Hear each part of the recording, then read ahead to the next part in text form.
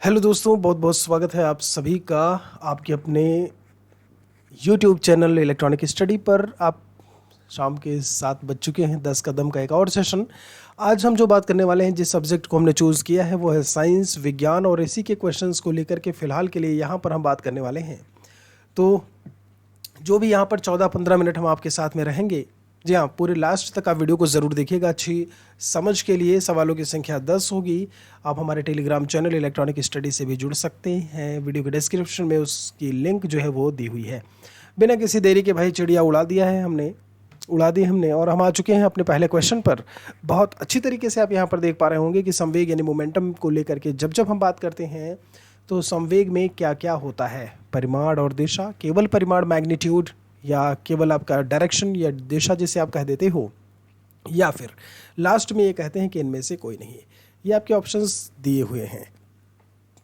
आपने आंसर करना शुरू कर दिया है दोस्त। जब जब हम बात करते हैं संवेग, सबसे पहले आपको ये समझना ज़रूरी है संवेग क्या होता है आपका। आप कैसे लिखते हो, P इक्वल टू आप लिख देते हो m/v। आप मास जो भी है, जो वेलोसिटी है, उसका जो मल्टीप्लिकेशन होता है, जो गुणनफल है, वो आपका क्या कहलाता है, मोमेंटम करके आप उसे बोल देते हो, संवेग कह देते हो। संवेग एक आपकी, जब हम स्केलर और वेक्टर क्वांटिटी को लेकर के बात करते हैं तो आपकी सदिश राशि में जो है ये आपकी जो मोमेंटम है वो देखने को मिलेगा। तो यहाँ पर आपको ये दोनों ही चीज़ें, परिमाण और दिशा, वैसे भी यहाँ पर 2 स्पेस मैंने दे रखे हैं, तो आप ऑब्वियसली कि एक में परिमाण होगा और दूसरे में दिशा जो है वो देखने को मिलेगी। एक चीज़ और समझ लीजिए, जब हम बात करते हैं क्वांटिटीज़ को लेकर के, जो फिजिकल क्वांटिटीज़ होती हैं जिनमें केवल मोमेंटम या परिमाण जो है वो देखने को मिलता है, वो अदिश राशियाँ कहलाती हैं। स्केलर करके बोल देते हो। इसमें जैसे चाल है, दूरी है, द्रव्यमान है, आयतन है, ताप है, समय है, इन सबको आप इसमें रख देते हो। वहीं जब हम बात करते हैं कि परिमाण और दिशा दोनों ही देखने को मिले तो आप उसे वेक्टर क्वांटिटी, आप उन्हें सदिश राशियों की तरीके से कंसीडर करते हैं। तो ये बात हो गई अदिश और सदिश को लेकर के। भाई चले हैं हम अपने अगले सवाल पर, और आपसे जो नेक्स्ट क्वेश्चन क्या पूछा है इन्होंने, ओके, गति के द्वितीय नियम का गणितीय सूत्र क्या है।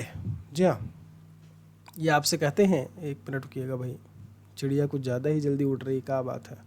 ओके, यहाँ पर ये आपसे कह रहे हैं कि गति के द्वितीय नियम यानी कि सेकंड लॉ ऑफ मोशन की हम जब बात करते हैं तो उसका मैथमेटिकल फॉर्मूला क्या होगा। F equal to M into A लिखा हुआ है पहले में, W equal to F into D, V equal to you plus A T लिखा है, या फिर इसमें लिखा है इनमें से कोई नहीं। जब हम बात करते हैं गति के द्वितीय नियम को लेकर के, ऐसे में आप क्या कह देते हो, यहाँ पर क्या होता है, ऐसे बल का ये आप द्वितीय नियम मान के चलिएगा, गति की जगह बल भी ऐसे में कर लेते हैं, जो चीज़ है वो बल वाली बात है। आपने देखा होगा प्रथम नियम, द्वितीय नियम, तृतीय नियम, जब हम बात करते हैं, एक आपका क्रिया प्रतिक्रिया का नियम होता है। तीसरा जो सेकंड लॉ है वो होता है आपका force equal to mass into acceleration करके आप उसे बोल देते हो, यानी बल बराबर होता है द्रव्यमान गुणित त्वरण। ठीक है, तो आपका जो आंसर देखने को मिलेगा वो आपको ये देखने को मिलेगा। बहुत अच्छे से याद रखिएगा, यहाँ पर ध्यान दीजिएगा, मैं बल वाले को लेकर के बात कर रहा हूँ। गति के जैसे क्या होते हैं, V equal to you plus A t, v square बराबर यू स्क्वायर प्लस 2as करके होता है, और s बराबर u t plus half a t square. ये अपने गति के तीनों समीकरणों को भी आपने गति के हिसाब से अपने पढ़े होंगे जब मोशन के तीनों समीकरण की बात करते हैं। एक और क्वेश्चन है आपके सामने, और आपसे ये कहते हैं कि एनर्जी यानी कि ऊर्जा का मात्रक इनमें से क्या आएगा, जूल, न्यूटन, एम्पियर, या फिर इनमें से कोई नहीं। जब हम बात करते हैं ऊर्जा के मात्रक को लेकर के, यहाँ पे बिल्कुल सही है, आप आंसर भी कर रहे हैं। जो बच्चे क्लास में आ रहे हैं, गुड इवनिंग, नमस्कार है भाई, प्रणाम है, स्वागत है। यहाँ पर एनर्जी, ऊर्जा के मात्रक बिल्कुल सही है। जिन बच्चों ने ए आंसर किया है उनका एकदम से करेक्ट है। आप बल के मात्रक को क्या लिख देते हो, न्यूटन लिख देते हो। वहीं जब एम्पियर की बात होती है तो आप इलेक्ट्रिक करंट यानी कि विद्युत धारा, किसके, आप विद्युत धारा के मात्रक के रूप में एम्पियर को रख देते हो। चलते हैं एक चौथे क्वेश्चन की तरफ, और ये इन्होंने सवाल आपसे किया है कि एक निश्चित दिशा में, मतलब जो हमारी डायरेक्शन है वो डेफिनिट है। मुझे पता है कि मैं उत्तर की तरफ जा रहा हूँ, मैं पूर्व की तरफ जा रहा हूँ, और ऐसे में अगर डेफिनेट डायरेक्शन में हमारी कोई भी स्पीड होती है तो उसे हम क्या कहते हैं। क्या उसे हम बल कहेंगे, कार्य होता है, समय होता है, या वेग, वेलोसिटी। तो फोर्स है आपका, वर्क दिया हुआ है, टाइम एंड वेलोसिटी। ये आपके ऑप्शंस हैं। आपके आंसर भी आने शुरू हो गए हैं। 10 की दम, जी हाँ, दम लगा के हैसा है, क्या बात है। तो जब हम बात करते हैं यहाँ पर कि एक निश्चित दिशा में जो चाल होती है उसे हम क्या कहते हैं, जब आप किसी भी डायरेक्शन में चल रहे हो तो वो चाल हो गई, लेकिन अगर आपकी चाल जो है गति आप उसे कहते तो मोशन की बात हो गई, लेकिन वो चाल ऐसी चाल जो एक डेफिनेट डायरेक्शन में चल रही हो उसे हम वेलोसिटी या वेग कह देते हैं। आप कहते हो ना कि वो उत्तर की तरफ इतने वेग से जा रहा है, या सारी चीज़ें। तो दोस्त यहाँ से जो करेक्ट आंसर आएगा वो आपको डी देखने को मिलेगा। एक और क्वेश्चन है कि वस्तु की प्रारंभिक और अंतिम बिंदु, स्टार्टिंग पॉइंट और लास्ट पॉइंट के बीच में जो मिनिमम डिस्टेंस होती है उसे आप क्या कहते हो? आप समझ रहे हैं कि नहीं? हाँ जी, कहते हैं कि distance, minimum distance in between starting and जो आपका लास्ट पॉइंट है, तो आप उसे क्या कह देते हैं? वो क्या मोशन होता है, क्या वेलोसिटी है, डिस्प्लेसमेंट है, या एक्सीलरेशन? त्वरण को हम क्या बोल देते हैं? एक्सीलरेशन कह देते हैं। ठीक है, तो आपने आंसर करना शुरू कर दिया है बहुत बेहतरीन तरीके से, वेरी गुड। चलिए भाई, सारे लोग उत्तर दिया करें, मज़ा तभी आएगा। दोस्तों, जब हम बात करते हैं वस्तु की प्रारंभिक और अंतिम बिंदु को लेकर के, ये यहाँ से कोई चीज़ चली यहाँ तक गई, अगर ये लास्ट पॉइंट है आपका बी, ये स्टार्टिंग पॉइंट था, तो इनके बीच में जो दोस्त डिफरेंस निकल करके आता है तो हम कहते हैं कि आखिर वस्तु कितनी विस्थापित हुई। किसी भी वस्तु को उठा करके मैंने यहाँ से यहाँ रख लिया, तो हमने यही बोला ना कि आखिर विस्थापन कितना हुआ, खिसकाया कितनी दूर हमने, तो वही आपका विस्थापन या डिस्प्लेसमेंट कहलाता है। हमारे शरीर का अधिकतम भार बना है, आखिर किस चीज़ से हमारे शरीर का जो अधिकतम भार है वो बना है? प्रोटीन से, अस्थि से, प्रोटीन है हड्डियों से, पानी से है, या मसल्स या मांसपेशियों की बात हम जब करते हैं।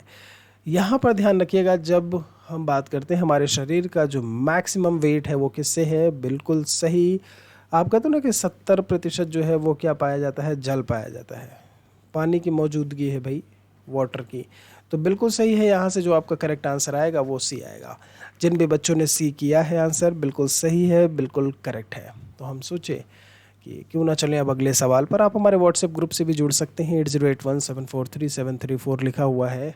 ध्वनि का आयु में वेग, आयु नहीं है भाई, टाइपिंग मिस्टेक है, वायु में वेग अनुमानतः कितना है? जब हम बात करते हैं साउंड को लेकर के, तो आखिर उसकी जो वेलोसिटी है वो लगभग कितनी है? 3 × 10⁸, मैं यहाँ लिखे दे रहा हूँ, वहाँ पर टाइप नहीं हो रहा था। 10⁸ मीटर पर सेकेंड, ये होगी क्या पहले ऑप्शन में। दूसरे में लिखा है 349 मीटर पर सेकंड, तीसरे में लिखा है 343 मीटर पर सेकंड, और चौथे में लिखा है इनमें से कोई नहीं। बहुत बढ़िया। तो जब हम बात करते हैं प्रकाश के वेग को लेकर के, स्पीड ऑफ लाइट, तो आप लिख देते हो 3 × 10⁸ मीटर पर सेकंड करके आपने लिख दिया। लेकिन चूंकि ध्वनि का जो है वायु में वेग हमने यहाँ पर आपसे पूछा है, तो 343 मीटर प्रति सेकंड होता है। बिल्कुल सही है, यहाँ पर जो दोस्त करेक्ट आंसर आएगा आपका वो सी आएगा। चलते हैं एक और क्वेश्चन की तरफ, और आपसे इन्होंने पूछा है 8 नंबर में, क्या कहते हैं भाई? ये बोल रहे हैं इंद्रधनुष के मध्य कौन सा रंग दिखाई देता है? इंद्रधनुष के बीच की बात की है जब आप बात करते हो, यहाँ पे है, देखिए तो हो गई है ऐसे में 7 रंगों वाला, बैगनी है, लाल है, नारंगी है, हरा है। आंसर करो भाई, जरा देखें इसमें कितना जोर लगाते हो। बिल्कुल, अब है क्या इंद्रधनुष के मध्य कौन सा रंग? तो सबसे पहले आपको ये जानना ज़रूरी है कि जो वो 7 रंग होते हैं, जब हम बात करते हैं तो 7 रंगों में वो रंग हैं कौन कौन से? तो आप उन्हें ऐसे याद कर सकते हो, जैसे मैंने कहा, बैनी आह पीनाला। कैसे? बैनी आहा पी ना ला। आप समझ रहे हैं? आप इसे ऐसे याद कर लीजिए, जैसे विब गियोर करके कुछ लोग याद करते हैं, VIBGYOR करके है, तो बैनी आह पीना ले। बैगनी है, नीला है, आसमानी है, हरा है, पीला है, आप इसे नारंगी बोलेंगे, और ये लाल है। जरा देखिएगा, 1 2 3 4, 1 2 3 4, 4 जो बीच में है वो कौन सा कलर आया भाई? हा से हरा आया कि नहीं आया? तो बिल्कुल सही है कि बीच में आपका हरा आएगा, कोई दिक्कत समस्या ही नहीं है। क्यों भाई? इधर से भी देखो चौथे पर, उधर से भी देखो चौथे पर, आपका बीच में एकदम आपको देखने को मिलेगा। तो इंद्रधनुष के मध्य में कौन सा रंग दिखाई देता है? तो आपका करेक्ट आंसर जो है वो डी आ गया, चिड़िया उड़ चली। अगला सवाल आ चुका आपके स्क्रीन पर, आपसे इन्होंने क्या पूछा? दोपहर में 12 बजे इंद्रधनुष किस दिशा में दिखाई देगा? दोपहर के 12 बजे की बात है, इंद्रधनुष जो है वो किस दिशा में नजर आएगा? उत्तर दिशा में है, दक्षिण है, पूर्वी है, या उस वक्त ये नहीं दिखाई देता है? बिल्कुल उत्तर, जी हाँ, फटाफट दीजिए भाई, बताइए। तो जब जब हम बात करते हैं कि दोपहर में 12 बजे इंद्रधनुष को लेकर के ऐसे में कि दिखाई देता है, तो किस दिशा में दिखाई देता है? बिल्कुल सही दोस्त कि ये आपका दोपहर 12 बजे दिखाइए नहीं देता है। थोड़ा सा हमने कहा कुछ बता देते हैं आपको इसके कारण वगैरह को लेकर के। ज़रा इन चीज़ों पर गौर करिएगा जो यहाँ पर लिखी हुई हैं कि संध्या के समय पूर्व दिशा में, प्रातःकाल जो है वो पश्चिम दिशा में दिखाई देता है। वर्षा के समय, वर्षा के पश्चात क्या होता है? लाल, नारंगी, पीला, हरा, आसमानी, नीला और बैंगनी वर्णों का जो एक विशालकाय वृत्ताकार वक्र जो हमें कभी कभी दोस्त दिखाई देता है, उसे ही हम कह देते हैं कि यह इंद्रधनुष है। ठीक है, और ये क्या करता है जरा देखिएगा, इनमें इन्होंने बताया हुआ है, क्या बताया है जरा इसे देखिए। इंद्रधनुष सदा दर्शक के पीठ के पीछे सूर्य पर क्या है, सूर्य होने पर ही दिखाई देता है। तो जब तक आपको एक पीठ पीछे जब उसकी परछाई देखने को नहीं मिलेगी तो ये चीज़ें भी नज़र नहीं आएंगे। ऐसे में 12 बजे दोपहर में सूर्य एकदम ऊपर होता है लंबवत, तो ऐसे में वो परछाई भी देखने को नहीं मिलेगी और फिर इंद्रधनुष भी आपको जो है वो देखने को नहीं मिलेगा। हमने कहा दिखा देते हैं, आप एक चित्र देख पा रहे होंगे कुछ इस तरीके से इंद्रधनुष जो है वो परिलक्षित होता हुआ, या आपने भी देखा होगा बहुत बार, बारिश के बाद अक्सर जो है वो देखने को मिलता है। आया सवाल नंबर 10, और ये आपसे कहते हैं कि धूप से बचने हेतु छाते में जो रंग संयोजन होता है वो सबसे उचित है। इनमें से कौन सा रंग संयोजन, मतलब किस कलर को हम कहाँ रखें जो हमारे लिए बेस्ट हो, और वो भी किसी धूप से जब बचना हो तब। तो ऐसे में हम क्या करेंगे, ऊपर काला रंग रखेंगे, नीचे उजला रंग रखेंगे। क्या ऊपर काला और नीचे भी काला रखोगे? क्या दोनों तरफ ही आप उजला रखोगे, या फिर ऊपर आप उजला कलर रखोगे कोई और नीचे आप उसे ब्लैक कर दोगे? किसको? छाते को। कब? जब धूप से आपको बचना हो। बिल्कुल सही है, ये आंसर भी आने शुरू है भाई, बड़ी अच्छी बात है। तो दोस्त जब जब हम बात करते हैं, देखिए क्या होता है, जो ब्लैक कलर होता है आपका BLAC, हाँ ब्लैक, ऑल ब्लैक, समझ रहे हो नहीं? तो ये ब्लैक कलर जो है वो सोलर रेडिएशंस की जब जब बात होती है, ऊष्मा को जो है आकर्षित करता है अपनी तरफ, आप समझ रहे हैं कि नहीं? एब्जॉर्व करता है, ये सोखने का काम करता है। काला काला पकड़ा, ये जो कपड़ा पहन घूमोगे ना ये गर्मिया में, तो समझ लो फिर इसमें क्या होगा, एकदम जलते भुनते रहोगे, गर्मी बहुत लगने वाली है। तो इसीलिए छाते में क्या होता है, ऊपर काला अगर आप रखते हैं तो ये अब्जॉर्व करेगा जी। अगर छाते के ऊपर ब्लैक कलर रखोगे तो ऊष्मा को अब्जॉर्व करेगा, हमें बचना धूप से।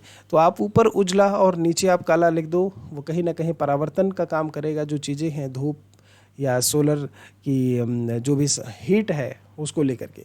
तो बिल्कुल सही है कि यहाँ पर जो आपका करेक्ट आंसर आपको देखने को मिलेगा वो डी आएगा। उम्मीद आशा है कि आपने बहुत अच्छी तरीके से यहाँ पर सभी क्वेश्चंस के आंसर किए। और आज के लिए जो आपका सवाल है, हमने कहा भाई सवाल भी आपसे पूछ लेते हैं। तो क्वेश्चन बस आप इतना बता दो, क्वेश्चन आप इतना बता दो, एक बहुत ही सिंपल सा सवाल मैं पूछता आया हूँ। जब जब हम सूर्य की बात करते हैं तो सूर्य एक तारा है। अगर मैं ये कहूँ कि सूर्य एक तारा है, ये स्टेटमेंट करेक्ट है या इनकरेक्ट है? आप बस लिख दीजिएगा यस और नो, बस इतना ही लिखना है आपको, है? सूर्य एक तारा है या नहीं है? तो बताइएगा कमेंट सेक्शन में। फिलहाल के लिए आज के इस वीडियो में इतना ही, मिलते हैं आपसे कल एक और सेशन में 10 के दम में। शुक्रिया आप सभी का, तब तक के लिए थैंक यू। अपना ख्याल रखें, थैंक यू।